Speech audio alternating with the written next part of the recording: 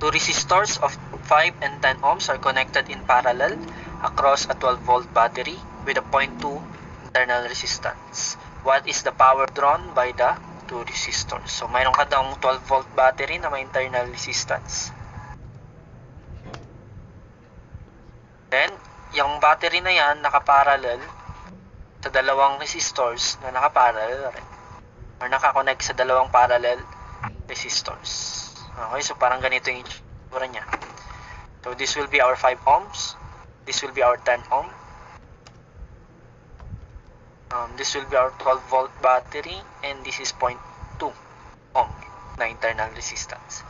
Hanapin daw natin yung power na na-draw ng dalawang resistors. Okay, so anong kailangan natin gawin? Hinahanap yung power ng dalawang resistors. So, assume tayo ng point dito. So, this will be A.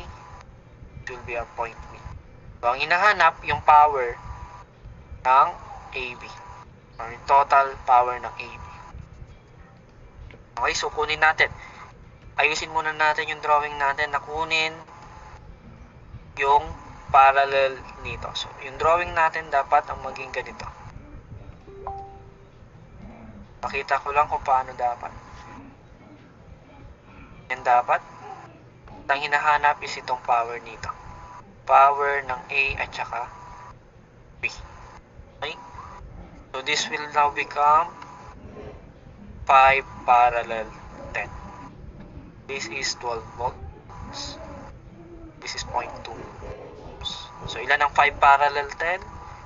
So, 5 raised to negative 1 plus 10 raised to negative 1 then raised to negative 1. That is 10 over 3 ohms. That is 10 over 3 ohms. Okay. Then, next step natin, kunin natin yung R total natin. So, this is our step 1. Next step natin, R total. Naka-series na lang siya. So, R total now is equal to 10 over 3 plus 0.2. That is equal to plus 0.2 equals 3.73 ohms. Tama ba? Or sobra? Plus 0.2. 3.53 ohms. Sobrahan tayo. 3.53 ohms. Okay, so may R total ka na. Pwede na rin nating next kunin si I total. I total now is equal to, that will be I total is equal to V total over source, resistor total. Should be resistor. R total. Equal now, ilan yung voltage natin? That is 12 over 3.533. So, ilan ang I total natin? So, 12 divided by answer. That is 3.396 amps. Lastly, pwede ko nang kunin ngayon. Should be step 3. Lastly, pwede ko nang kunin step 4, si power ng resistor natin. So, PAB now equal to I squared times R. AB. Okay, so pwede na natin gamitin yan. So, PAB now, ilan yung I squared natin? Take note, yung I total natin parehas lang sa I na ito. Okay? Yung I total natin parehas lang kay IAB tsaka kay I ng internal resistance. So, that will now become 3.396 squared times yung RAB mo. So, this will be our RAB. Okay? 10 over 3. Squared lang natin yan. Times 10 over 3. Final answer will become 38.5 watts. So, approximately 38.5. So, that will be your final answer. Letter D.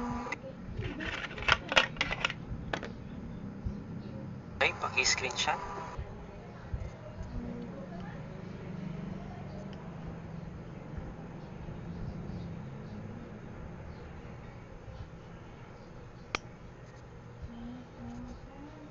Then proceed tayo, number 19. A 10, 15, and 20 ohm resistors are connected in series across 48 volt source. What is the voltage across the 15 ohms? So, series lang yan. Voltage source natin is 48. So, naka-series. Naka-series. So, tatlong resistor na naka-series. This is 10, this is 15, this is 20 ohms. Okay? Tapos, ang voltage source natin is 48. So, series yan. So, pwede kang gumamit ng voltage divider theorem. Paano ulit yun? That will become En over Rn is equal to Ep over Rd. Okay? Ulit natin, ano yung En natin dyan? Ano ba yung hinahanap na voltage? 15 ohms. So, that will be our En. So, voltage ng 15 ohms. Ano yung Rn mo? Siyempre, yung hinahanapan ng voltage. So, that will be 15 ohms. E-total mo is our source. So, 48 volts. R total mo, series lang yan. So, i-add mo lang. So, 10 plus 15 plus 20 is equal now to 45 ohms. Okay, direct substitution sa VDT natin. Kalalabasan, voltage ng 15 ohms over 15 is equal to 48 over 45. Okay, shift solve na lang yan, or 48 times 15 divided by 45. So, ilan yung voltage natin? So, voltage sa 15 ohms now is equal to 16. So, that will be your final answer. And that is letter B. Okay, paki-screenshot.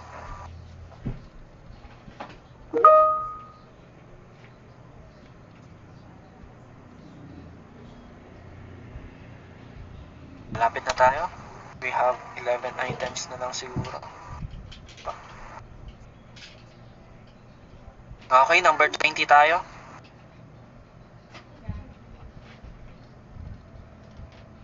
Ohm and a 20 ohm resistance are connected in parallel. Another resistance of 5 ohm is connected in series with the two. If the supply voltage is 48 volts, what is the current through the 10 ohm resistance? So, let's try to draw our circuit. Mayroon ka daw dalawang resistor na nakaparallel.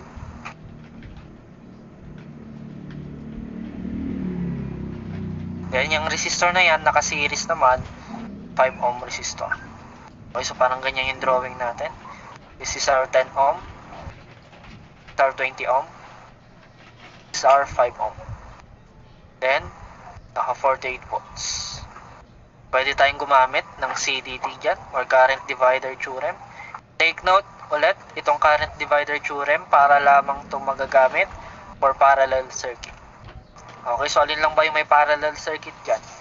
Itong portion na to. So, dyan natin pwedeng gamitin yung ating CDT.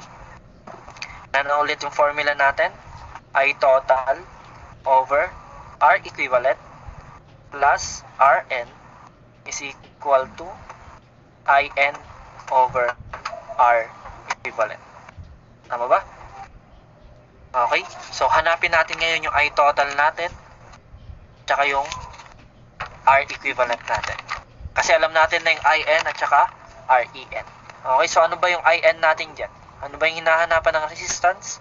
That is the 10 ohm resistance. So that will be our In. So I ng 10 ohms. Okay? Then ang Rn natin, syempre, will be our 10 ohms. Yung R equivalent natin, so sa parallel circuit natin, alin na lang dyan yung natira? That is the 20 ohms. So babayaan na natin ngayon yung 5 ohms dyan.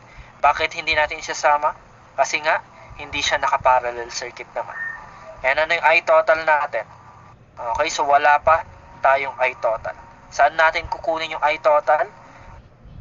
Kailangan natin gamitin yung buong circuit bago pa natin makuha yung I total. So yun yung first step natin. Kunin natin yung I total. Okay, so we need to get I total. Pero paano ba natin kunin yung I total natin? kailangan nating i-consider muna yung buong circuit. Ano ba yung maging formula natin ng I total? I total will become voltage total or voltage source over R total. Okay? Alam natin yung voltage source natin, 48. Ngayon, yung R total natin, paano natin kukunin? That will become 20 parallel of 10 plus yung 5 ohm resistor natin. So, dito natin magagamit yung ating 5 ohm resistor. So, I total now is equal to, so compute na lang natin sa calculator, 48 over 20 raised to negative 1 plus 10 raised to negative 1, then raised to negative 1. Okay, raised to negative 1, then plus 5. So, ilan yung I total natin ngayon? That will become 4.114. Tama ba? 4.114. So, that will be our I total. Okay? Tama ba yan? 4.114. So, yan nga yung ating total. Okay? Ngayon, tanong, yung I total na yan is yung dito sa portion na to. Okay. So, yan rin ba yung gagamitin natin sa current divider theorem natin? Yes. So, yan naman yung gagamitin natin. Kasi nga, itong parallel circuit natin, naka-series lang din naman yan sa buong circuit. So, lastly, pwede na tayong gumamit ng TDP. Okay, step 2. Substitute natin yung mga given.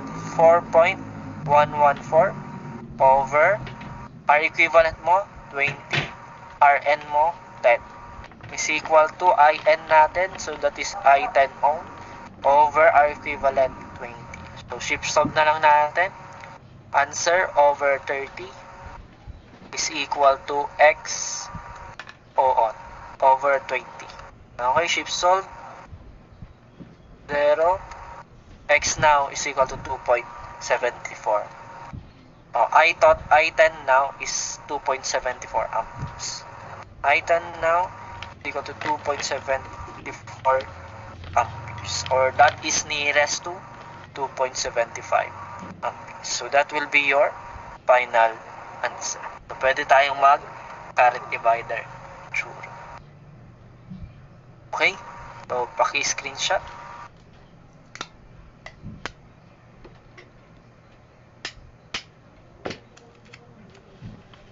Then proceed tayo, number 21.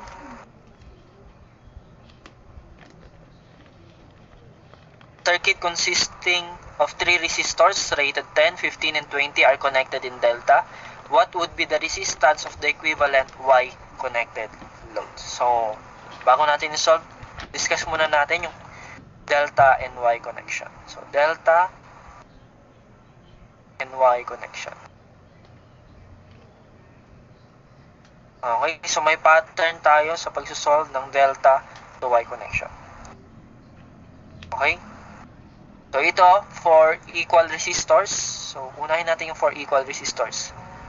For equal resistors, ito lang ang kailangan yung tandaan.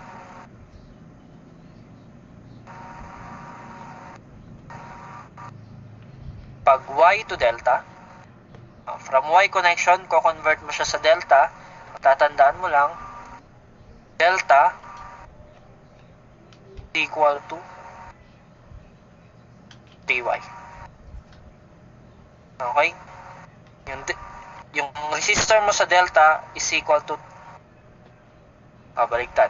Y pala yung, tama. Y to delta. So, yung delta mo magiging 3 times yung resistor mo sa Y. Ganun rin naman pag delta to Y. Delta to Y. Yung Y mo is 1/3 ng resistor mo sa delta. Okay? So, yan yung tatandaan mo. Ngayon, for unequal resistors naman, gaya yung nasa problem natin, ganito naman natin tatandaan. For unequal resistors,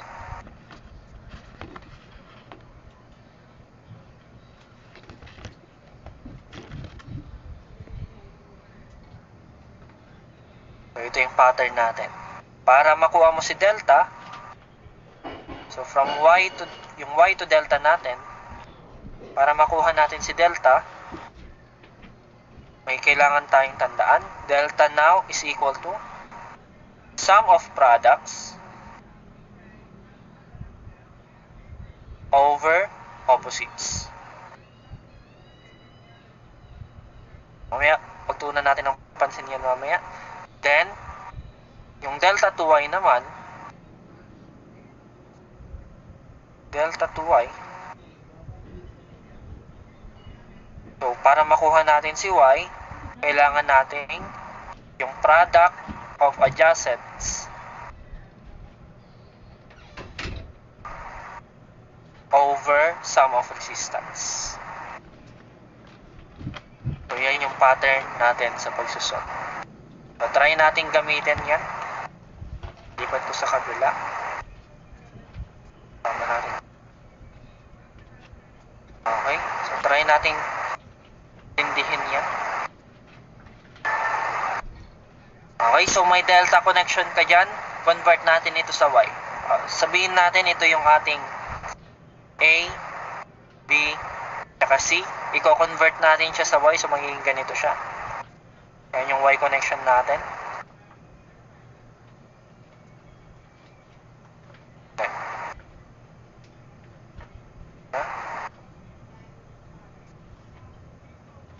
Okay. Ganyan. Okay, so A, B, at saka C. So from delta to y, ito yung una nating itry, delta to y. So from delta to y, yung y natin ngayon, magiging product of adjacents. Pag sinabi nating adjacents, magkatabi. So, ito lagay natin x, y, z.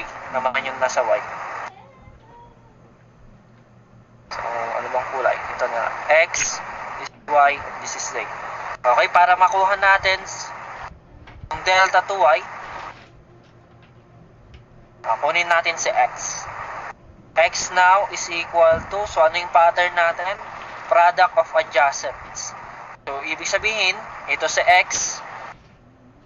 Ano ba yung nakatabi kay x?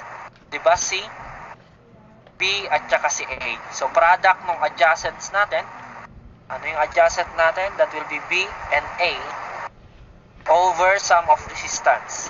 That will become A plus B plus C. Okay, so ganyan yung pattern natin from delta to y. Ganun rin kay y. Ano ba yung katabi ni y? Diba si B at saka si C over A plus B plus C. Ganun lang ulit kay Z naman. Z now, ano yung katabi ni Z? That is A and C over A plus B plus C. Okay, so ganyan naman ang pag-convert ng delta to y. Paano naman pag y to delta? Okay, so copy lang ulit natin ito. Nababa.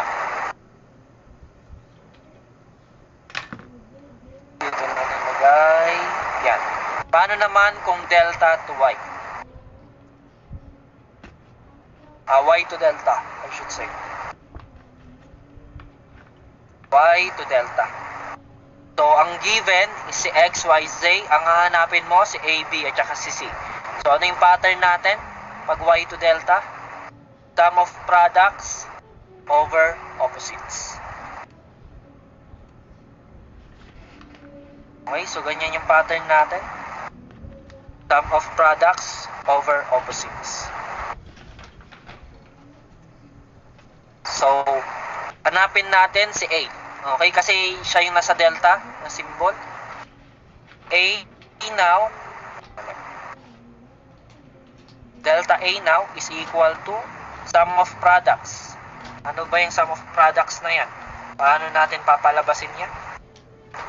So, AB plus BC, XY plus YZ, ganun lang siya. XY plus YZ plus ZX. Okay? Over opposite. Ano ba yung opposite ni Y? Ni A? Si A dyan, ano yung katapat ni A na nasa Y? Diba? Ito. Okay? So, over Y. Ganun rin kay B. B now is equal to XY plus YZ plus Zx. Ano yung opposite ni B? Saan ba si B? Ito. Tignan natin ang kulay. Ito si B. Ano yung opposite niya? Si Z. So, over Z. Ganun rin kay C. T now is equal to xy plus yz plus zx over, anong katapat niya? X. So, ganyan naman ang pagkuha from Y connection, i-convert mo siya sa delta connection. Okay, so paki-screenshot yung part 1. Part 1.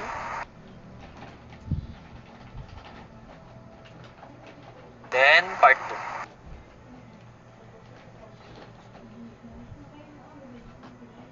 Yan. Okay, so try naman natin i-solve ngayon si number 21 using yung natutunan natin. Okay, so tanggalin ko na to.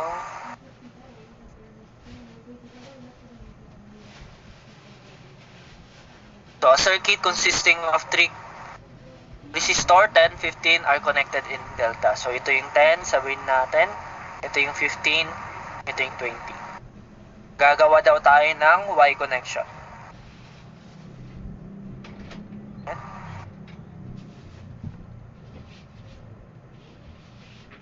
And dito. Okay, so ganyan. Connection natin. Lagay natin, this is XYZ or XYZ.